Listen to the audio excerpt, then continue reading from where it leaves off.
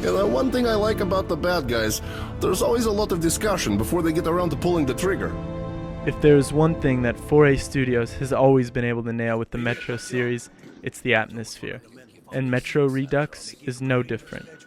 Even though Metro 2033 and Metro Last Light were primarily built off of last-gen tech, Metro Redux is an excellent port that feels right at home on the Xbox One and PlayStation 4.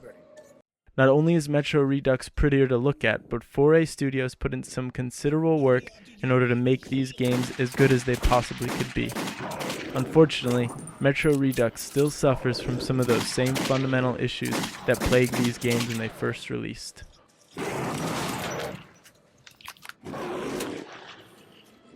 One of the Metro series' most fascinating aspects is its setting.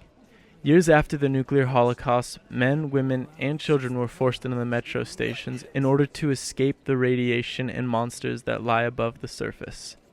Though post-apocalyptic games have been well treaded at this point, Metro Redux offers something unique in its own right. The game follows a young man around the age of 20 named Artyom as he tries to save what is left of the human race. Along the way, you will travel through cramped and dilapidated metro tunnels, crawling with irradiated monsters, looters, and not-so-friendly factions. At times, you will even venture to the surface, allowing you to explore the desolate wastes of what used to be Moscow, Russia.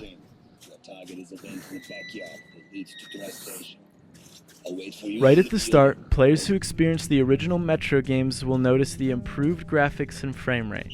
The most substantial changes have been made to Metro 2033.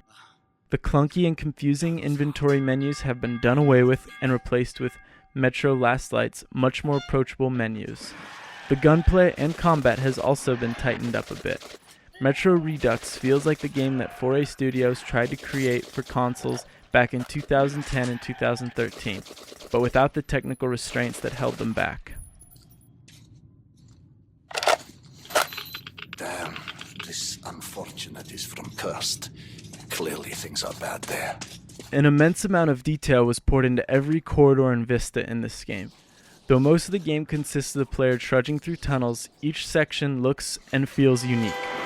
On top of this, the human settlements are teeming with life and expression. Through a goddamn battlefield, the front line between the Reich and the Reds.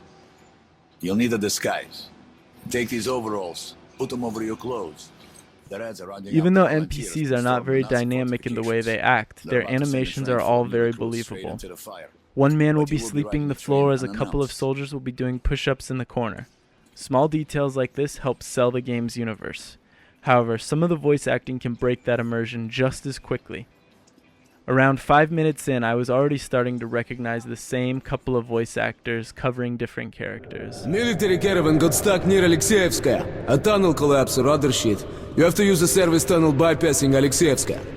On top of this, the story is not all that interesting either. This is a shame considering that the games are based off of top-selling novels. While it does have moments of intrigue, the repetitive voice acting, cliched dialogue, and mute protagonists ultimately left me disinterested. What primarily carried me through the game was the fantastic settings I visited along the way.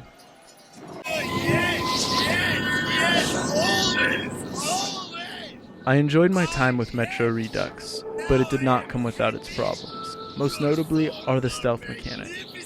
When you begin the game, you can choose from two modes, Spartan mode or survival mode. Spartan mode is faster paced with more resources, while survival mode has the player scrounging for ammo and supplies while utilizing stealth. In theory, this sounds like a good idea, but in my experience I found the AI to be broken while stealthing. In Spartan mode, the AI is brain dead, and on survival mode, they were hyper aware of my presence.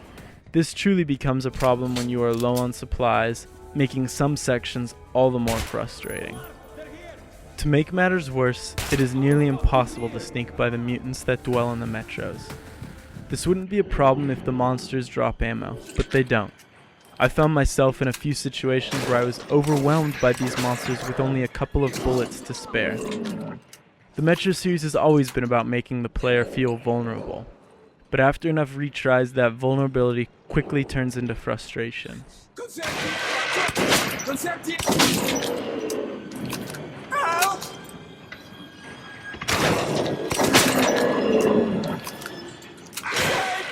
Metro Redux barely misses the mark of a top-notch first-person shooter, but the heavy yet beautiful atmosphere makes up for this. Despite my qualms, Metro Redux is a fantastic package, especially if you missed the original releases.